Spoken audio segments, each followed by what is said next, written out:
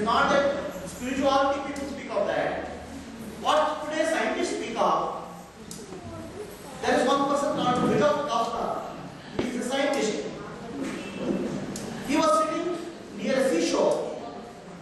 He saw waves and waves of waves coming in the ocean. Suddenly he felt that everything in the universe is nothing but Shakti. This universe is nothing but play of Shiva and Shakti. This is what modern quantum physics says. This is what modern physics says. What you see is matter is not matter. Matter is nothing but molecules. Molecules are nothing but atom. Atom is nothing but energy. So what is there is nothing but only Shakti. But the Shakti responds to the consciousness, observer, is what quantum physics says. So quantum physics, whether it's quantum physics or Vedanta, have come to the same conclusion.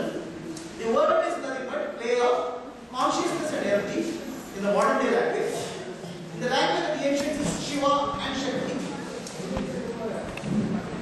Navaratri is respecting the consciousness, Navaratri is respecting the Shakti. And what is Shakti? We are all of us one power. All of us one power in life. Whether the power is money power, or the positional power, adhikara, or we want to have power in the form of name, fame. Power, we are seeking power, Shakti, in various ways. We are actually worshipping Mother in various ways while seeking Shakti.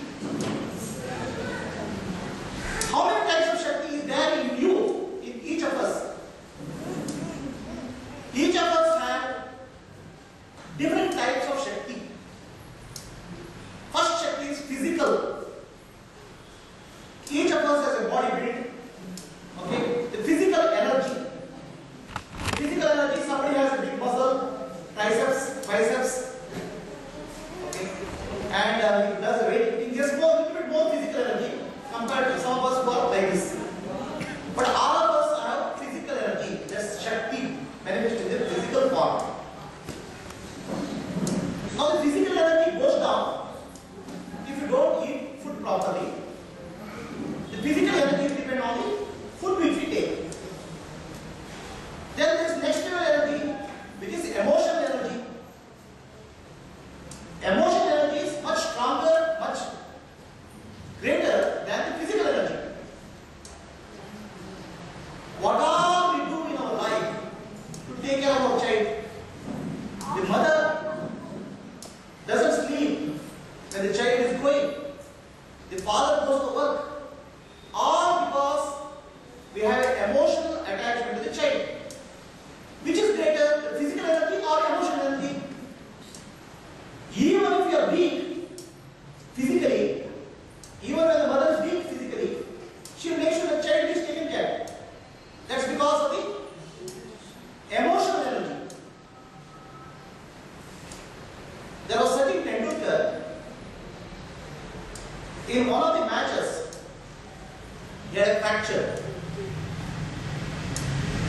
And his father was on the deathbed and he had died. His father said before dying, I want to see you hit the century in the next World Cup. With the fractured leg, father died within the last 1 week. Sachin was able to achieve more than a century. Why? Physically he is weak. Okay? But psychological energy, emotional energy rushes. Emotional energy is much stronger than the physical energy. Right? These are Shaktis actually. Please understand, don't think that Shakti is sitting somewhere in Kailasa. Shakti is operating through us as physical energy. Shakti is operating through us as emotional energy. Yadevi sarva bhuteshu madhurupena samstita. The love which mother has for the child is nothing but mother herself. Don't think that Shakti or mother is sitting somewhere in Kailasa. She is operating through you as Shakti. Which is Shakti? Emotional energy. She is operating through you as physical energy. Emotional energy is greater than the physical energy. Then there was in India freedom struggle. The Britishers were a big, mighty empire, very powerful empire with all the power. Indians were weak, very weak. There was no power in India, there was no politics. All the Gandhiji was there, and some people, no money, no guns, nothing. And what motivated India? What motivated Indian people? Vande Mataram. The song Vande Mataram. We are working for the mother country, mother India. That one song, Vande Mataram, put fire in the Indians. And Britishers were not chased away, not by gun, not by physical power, but the psychological power, which is emotional power, aroused by Vande Mataram. So which is greater? Physical power? Physical power is lathi, is guns. No lathi, no gun can do anything against the emotional power which was raised by Vande Mataram. Physical power, emotional shakti, bhautika shakti, manasika shakti, and then comes bhautika shakti, intellectual power. What all man has achieved today? We have been able to go to the moon, we are able to cross the continents, we are able to break the atoms, molecules. What is this power? This is the power of the intellect, intellectual power. So we are speaking of three powers: physical, emotional, and intellectual. Then there is one more power which is far greater, much bigger, much more powerful, and much more lasting. The physical power will last as long as you have food. If you don't have food, physical power will go. Emotional power will last as long as your emotional attachment. Intellectual power lasts as long as new ideas don't come. The moment new idea comes, old ideas become outdated. There is one more power, far greater, far stronger, far bigger. That is called spiritual power. Adhyatma Shakti. What is that Adhyatma Shakti? Adhyatma Shakti is the power of the divine, the power of love, the power of compassion, the power of wisdom. This is actually far greater and far beyond all these three powers: physical, mental, emotional. The power of spirituality, Adhyatma Shakti. What is Adhyatma Shakti? What did Buddha have? Buddha had left his empire, and he had a bunch of monks. And what Buddha taught went all the way up to Japan. How many years are over? 2,500 years are over. Still, people seek solace from Buddha. One day I had traveled to South Korea on office work. When I went to office work there, some people came out of business suit. They came out. They asked me, "Are you Indian or Pakistani? Indian or Paki?" I said, "India." Then all of them did a namaskar to me. We bow down to man from India, land of Buddha. Imagine how many thousand years are over, 2,500 years are over. Okay?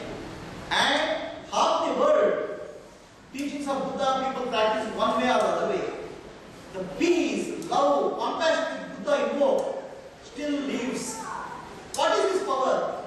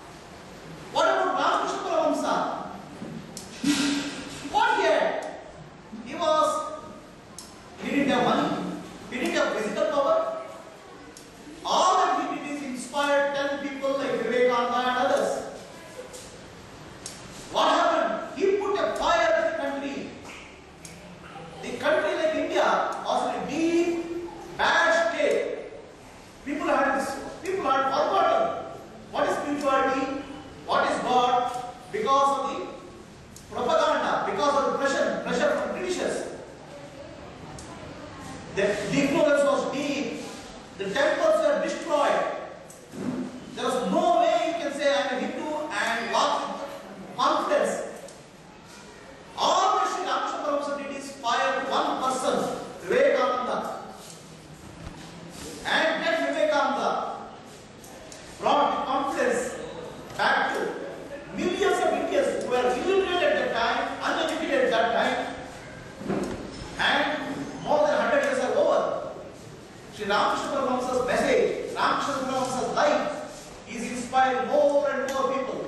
What happened to the political parties? What happened to the kings? What are the emperors? The spiritual power is the highest and greatest power on the earth. Physical power, emotional power, intellectual power. At one point of time, the intellectuals, if you are supposed to be called intellectuals, there are only two qualifications are there anywhere in India. What was that?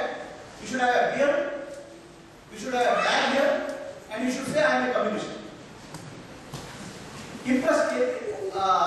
Inspired by Karl Marx. What happened to Karl Marx? Collapse in Russia, forgotten in China. These are all intellectual powers. And new ideology faces the world. But what happened to spiritual power? They are everlasting, never dying. It keeps on rejuvenating itself. Even another 10,000 years later, Buddha's teachings will keep on giving inspiration to people. Even after 1,000, 10,000 years later, Sri Ramakrishna Paramahansa's teaching will inspire people. Even after 10,000 years, Vivekananda will make people rise. That is the power of spirituality.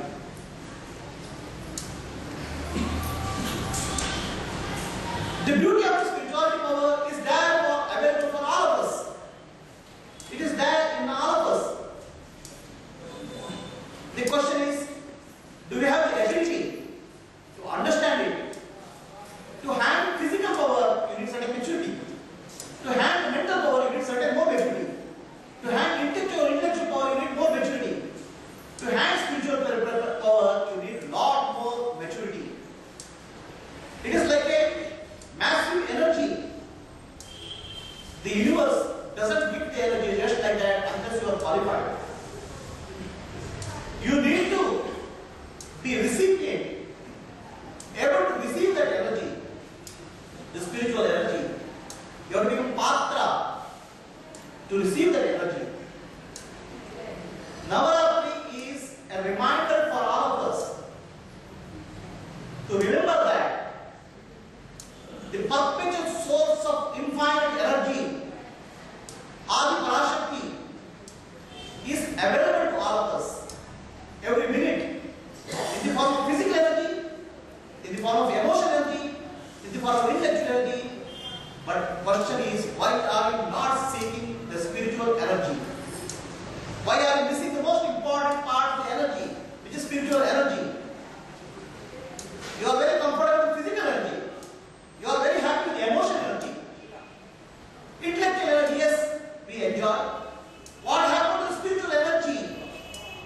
The reminder of that is Navaratri. It is Ratri because we are sleeping. Every year Navaratri comes. Please understand, Navaratri is not only once, Navaratri is twice in a year. A 2 times reminder. One is called Vasant Navaratri and another is called Sharad Navaratri.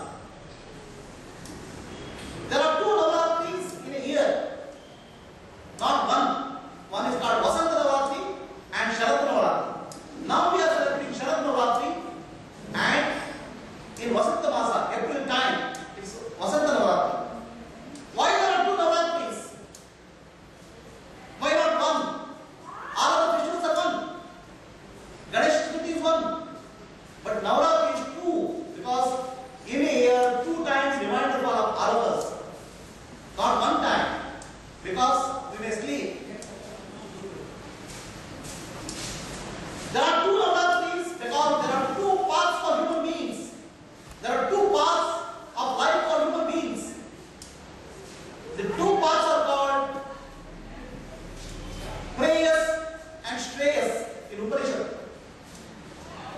There are two paths for each of us human beings to lead. Path of prayers and path of shreyas. Prayers means priya.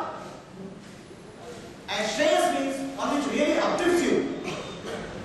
So most of the time we are on the path of prayers, means enjoyment.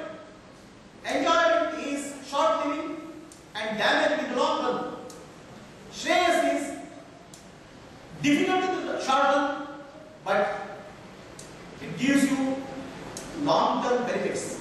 It is for really your upliftment. There are two Navaratris because there are two paths for human beings. Path of prayers and path of shreyas. Even if you do, actually our ancestors did festivals in such a way that they keep on giving constant reminders.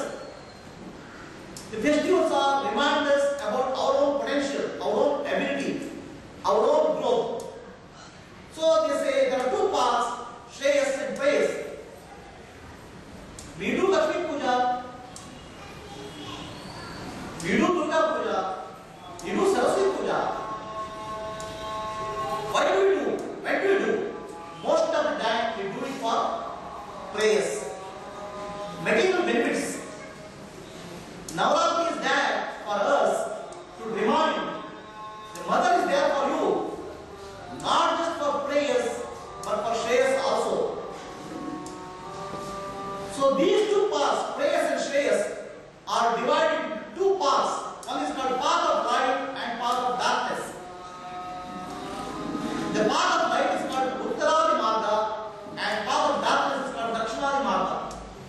It's also called Archiradi Marga and Dhumradi Marga. We can live our life in a path of light. We can live our life in a path of darkness, Dhumra. In Bhagavad Gita and Upanishad say there are two paths for human beings to live their life. Path of light and path of darkness. The path of light is called Uttarayana Marga, path of darkness is called Dakshinayana Marga. So Navaratri is kept as a constant reminder for you in both the margas, Uttarayana Marga and Dakshinayana Marga. Vasant Navaratri comes in Uttarayana period. Sharad Navaratri comes in Dakshinayana period. Okay. So what is the path of light? What is the path of darkness? Path of light is the path of liberation, path of mukti. Path of mukti or liberation means not going somewhere. Path of liberation or mukti means each of us as human beings have a greater potential, a greater divinity in us. You can break the human capability and grow into a divine capability. You can awaken the divine energy in you. You can be free from the human condition which is pain and suffering and experience the highest possible bliss or ananda in human life. The human can grow into a divine. That is the path of light. That's called Uttarayana Marga. Uttarayana has nothing to do with Uttarayana Marga, has nothing to do with the motion of the sun. Its name is given for you to remember. It's a path of light. Then Dakshinayana Marga is that it is path of darkness. The path of darkness is you don't realize the human potential. You realize human enjoyment. What you can enjoy when you are in life, human life. This is the path of bondage. It's called Mukti Marga. There are two margas, Mukti Marga and Mukti Marga. Mukti Marga is about realizing the divine potential from physical energy, mental energy, emotional energy to experience the spiritual energy is called path of light. To get stuck with the physical energy, to get stuck with mental energy, and sometimes to get stuck with the intellectual energy is called path of mukti, enjoyment. Navaratri comes twice a year to remind us there are two paths for human beings, shreyas and prayas. Navaratri comes twice a year to remind us that there are two paths, marga. One is path of light, Uttarayana Marga, and other is path of darkness, which is Dakshinayana Marga. And this path of spirituality is path of energy. Experience the divine energy in us. That's why it's related to mother. And then there is a festival of Shivaratri. Shivaratri, while Shakti is about, Navaratri is about energy, Shivaratri is about consciousness, Chetana. In all of us, behind our mind, intellect, the consciousness, the Lord, remain. The Lord is present as Sakshi, the witness. Shivaratri is to wake up to the witness in us, to wake up to Shiva consciousness in us. And Navaratri is to wake up to Shakti consciousness in us. When Shiva and Shakti consciousness unite in that person becomes the peak of human growth. He attains the human potential. That is what Shivaratri is about. That's what Navaratri is about.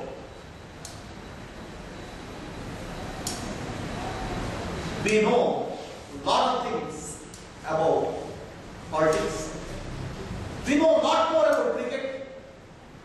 We know a lot about Bhagavad Gita, Upanishad. But we know very less about our own energy system, about our own consciousness, about our own divine nature. To remind us every time, Navaratri comes twice and Shivaratri comes once, but that's Mahashivaratri. Every month there is a Shivaratri, it's called Masa Shivaratri. So every month there is a reminder that wake up, wake up, wake up, wake up to your consciousness. Every year there is a reminder twice, wake up, wake up, wake up to divine energy. And it's Ratri because we are sleeping. We are sleeping and because we don't know. Our minds are turned outwards. Our minds are not turned inwards. So Navaratri and Shivaratri remind us of our consciousness and energy. And we may forget what is the path to consciousness and energy. That's why they say in between Ganesha Chaturthi, son of Shiva and Parvati. Chaturthi is always 4. Ganesha Chaturthi, Sankashta Chaturthi, Ganesha is associated with 4. Why is it associated with 4? 4 because we have 3 states of consciousness: waking, dreaming and deep sleep. Beyond waking, dreaming and deep sleep, there is a 4th state of consciousness called Turiya, the higher state of consciousness. Ganesha is Adivata for Buddhi. The moment you try to attain the Turiya, through practice of meditation, through practice of yoga, your Buddhi gets awakened, and then follows Shakti, and then follows Shiva. So Ganesh Chaturthi is between Shivaratri and Navaratri. In between Ganesh Chaturthi comes. Shivaratri says, wake up to consciousness. Ganesh Chaturthi says, wake up to your inner state of consciousness called Turiya, and by the process your Buddhi get awakened. Navaratri says, wake up to your energy. So there are so many wake-up calls, alarms after alarm, and we still sleep. That's why Navaratri keeps coming year after year, year after year. Shivaratri comes month after month, month after month, year after year. This is about Navaratri and Shivaratri. And why is Navaratri? Nava is 9. 9 symbolizes in spirituality eternity. Rama Navami comes on 9. Navaratri comes on 9 because in spiritual terminology, 9 is the eternal number. 9 plus 9 is 18, 8 plus 1 is 9. 9 to 9, 81, 8 plus 1 is 9. 9 represents anything which is eternal, repeated, power, eternally repeating. Why Rama is 9? Because Rama is Dharma. Dharma is everlasting. Dharma is eternal. That's why Rama Navami.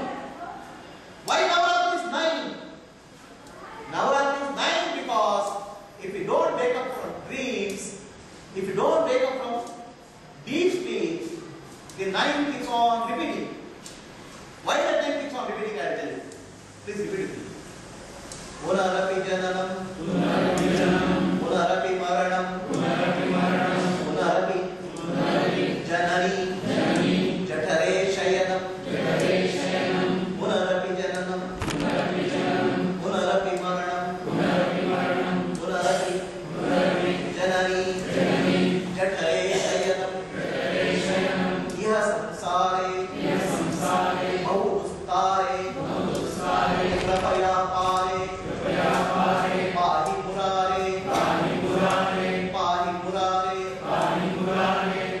until we wake up from the dream, we have to come back to the school. Again and again, again and again. Until we wake up from the dream, what we are going through, we have to come back again and again. That's why 9 is the eternal number, 9 of Navaratri is the eternal number. How many lives we have taken, how many mothers we had, how many life forms we had is innumerable. In the language of Buddha, if you put your backbones on a stack, in all lifetimes which you have attained, that will be greater than the Himalayan mountain. In all the difficulties and sorrows which you have faced in your life, the crying, the tears will be greater than the Ganga ocean, Ganga river. So many lifetimes we go through, without experiencing our potential. So Navaratri keeps coming year after year. And as an eternal number 9, reminding us that wake up. If you don't wake up, anyway I am there again and again. And of course, it is the mother. It is the Shakti, Advaita Shakti. She is never impatient for the child to grow. She waits forever and ever and ever and ever. How many lifetimes? Doesn't matter for her. She waits for the child to grow up. She waits for the child to learn. She waits for the child to understand the deeper inner call of spirituality. So that's why she comes as our mother in many lifetimes. She comes as the Maya, covering our eyes to help us to grow, experience the lessons of karmic lessons, and mature, understand what we are. It happens in an eternal cycle which goes on and on and on and on. That's why it's called number 9, Navaratri.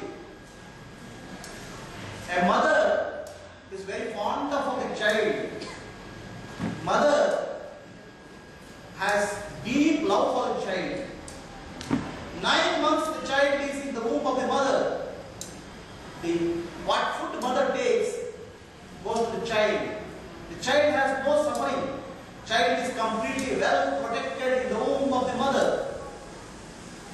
But the child has to come out one day after 9 months. Even after the child comes out, the mother's affection is not gone.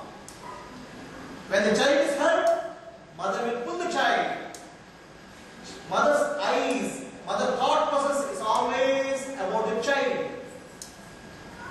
Our divine mother, Adi Parashakti, Jagat-Janni, is constantly looking at us. Her eyes are at us. She is the Maya, eternal Maya, who is looking after, taking care of child eternally. Many times mothers don't want to leave, let go their children year after grow. Especially this is the fight between the mother-in-law and daughter-in-law. Their child has grown and has become boy, big man and married.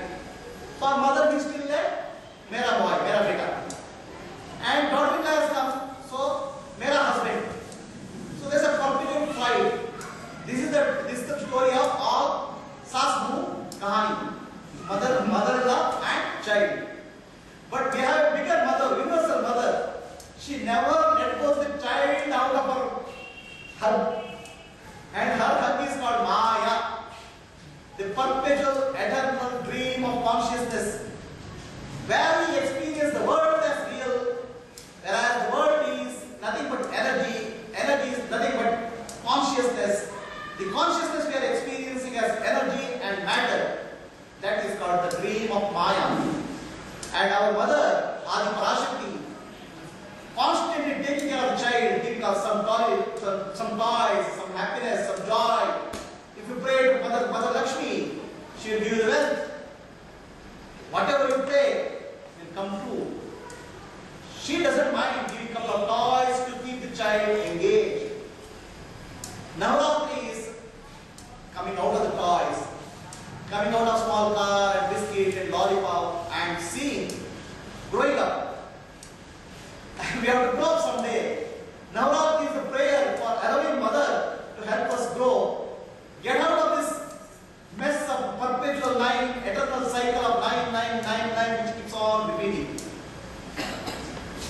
The first prayer is for Mother Durga.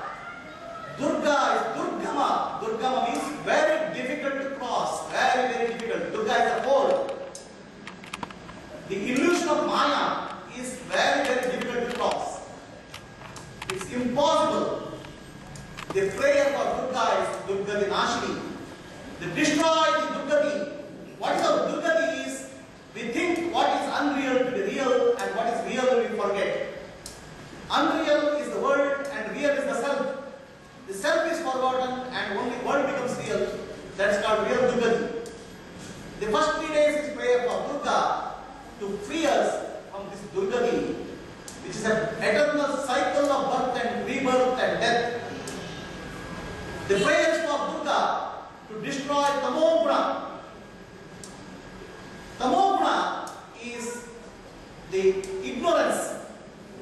Durga, the power of Durga we invoke to destroy the ignorance in us, by which we forget our own divine nature. The prayer is, please free us from our ignorance. Destroy as a destroyer, and destroy the Kama, Krodha, Mada, Vatsala, Moha, Lobha, the 6 enemies, 6 children of ignorance which are suffering, which are making me suffer, more than making me suffer, making other people suffer because of me. The prayer is for freedom from all these 6. Next comes from Mahalakshmi. The prayer for Mahalakshmi is for money, Dhanalakshmi, Dhanyalakshmi, Santhanalakshmi, Aishwarya-Lakshmi, all types of wealth.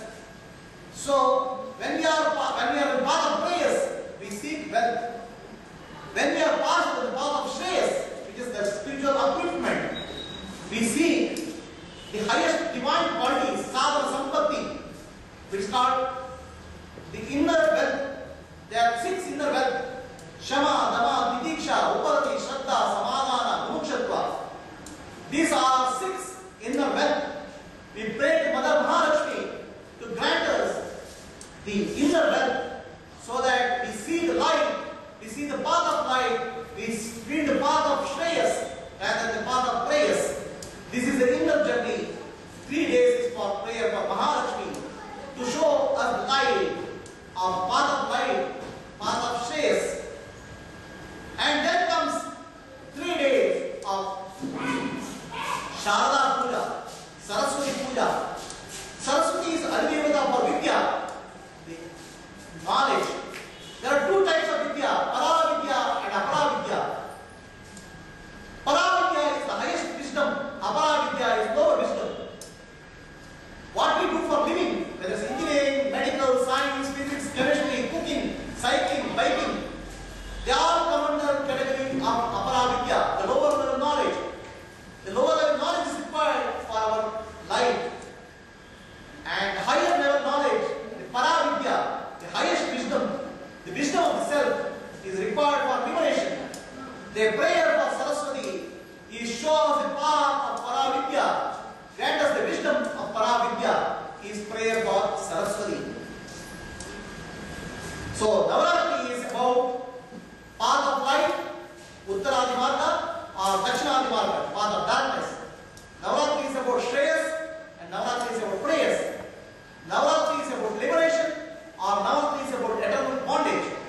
Navaratri is about prayer for freedom from all ignorance. Navaratri is prayer for freedom from all our illusions. Navaratri is prayer for freedom, granting us the divine qualities which are required for sadhana sampatti. And Navaratri is about prayer for Para Vidya. And comes the 10th day, Dashami. And Navaratri, as you know, is celebrated with Rasa Leela. People dance, sing. This is Rasa Leela, which reminds the Rasa Leela which Krishna played with Gopikas, especially in Gujarat area. They have Rasa dance, where Krishna, people dressed like Krishna and Radha, Krishna and Gopika dance. When we have crossed the 333, the Navaratris, we have dropped our qualities, negative qualities, dropped our positive qualities, dropped down the wisdom, then Krishna is very close to us. The dance of a Jivatma with Paramatma The dance of liberation, the song of love which Jivatma feels for Lord Bhagavan Krishna is called Rasa Leela. Navaratri is about Rasa Leela. When you prepare yourself with wisdom and positive qualities, there is Rasa Leela, the play of enlightenment, the play of liberation with the Lord. That is Rasa Leela. And then there is lastly, 10th day, Rama Leela. In Ravana grounds in New Delhi, they burn the effigy of Ravana. Why they burn the effigy of Ravana? Because we have to understand who Ravana, Kumbhakarna, Vibhishana is. The nature Prakriti has three qualities: Sattva Guna, Tamo Guna, Rajo Guna. The Prakriti, Maya, has three qualities: Sattva, Rajo, Tamo. Kumbhakarna is representing Tamo Guna. Ravana represents Rajo Guna, and Vibhishana represents Sattva Guna. Sattva Guna, Tamo Guna causes trouble for us, Rajo Guna causes activity for us, Sattva Guna causes Jnana for us, wisdom for us. Navaratri is about the destroying the 10-headed monster called our Ahankara. The 10-headed monster operates through the sense organs. 5 sense organs, 5 organs of action, and we are always after Sita. Sita is very Prakriti. We are seeking to acquire, master, keep on accumulate everything in nature. Nothing in nature belongs to us. Isha Vasya Vidam Sarvam Yatkincha Jagatyam Jagat. Everything belongs to the Lord. And once we understand that, the 10-headed monster called Ravana gets killed by Rama. Rama is bliss, Ananda. So Vijayadashmi is a day we experience the highest possible bliss called Paramananda, Brahmananda, bliss of liberation in human life. And that is the attainment, that is the peak of what we call as human life. This is a brief description of Navaratri is about. Navaratri is about Shreyas, Navaratri is about praise. Navaratri is about path of light, path of darkness. Path of light is path of liberation, path of darkness is path of bondage. Navaratri is about Maya and freedom from Maya. Navaratri is about destroying of negative qualities, seeking positive qualities, seeking wisdom. And Vijayadashami is celebration of victory. Shivratri reminds us of consciousness, Ganesh Chaturthi reminds us of path of consciousness, Dana Marga, and Navaratri reminds us of path of energy. And next comes Deepavali, celebration of Nana, Deepa. So this is actually our sequence of spiritual festivals. Each festival is deep spiritual meaning. Without understanding the spiritual meaning of festival, we are merrying, eating, having good time. Nothing wrong with that. But the message of spirituality, the deeper message of the spirit of festivals, if we learn and imbibe, the festival will be a gift from our rishis which have made the festival for us.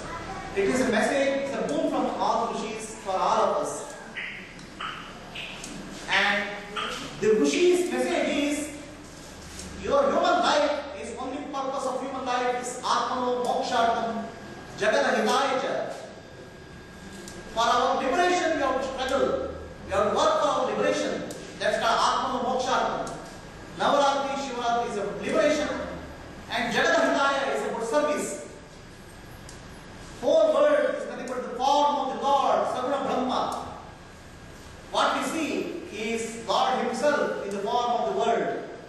Pado asya vishwa bhutani trivadasya amritam divi. We do say we have to do Padasya of the Lord, Padasya of Guru. Padasya of the Lord is service of the world. Service of the world is through Pancha Yajnas. First it is called Guru Brahma Yajna or Rishi Yajna. It is learning the message of Rishis, teaching the message of Rishis is called Brahma Yajna. Second is called Manushya Yajna, service to human beings, compassion to human beings. Third is called Bhuta Yajna, compassion to living beings, animals, cows. Fourth is called Deva Yajna, taking care of Prakriti, nature.